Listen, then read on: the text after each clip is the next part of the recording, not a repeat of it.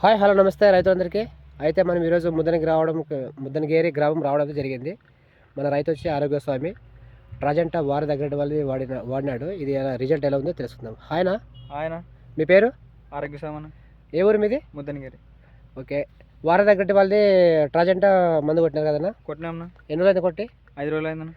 ఎలా ఉంది దీని రిజల్ట్? అంటే ఇది కొట్టుకు ముందు ఏమేమి సమస్య ఉండేది, కొట్టిన తర్వాత ఎలా అయిందన్నా?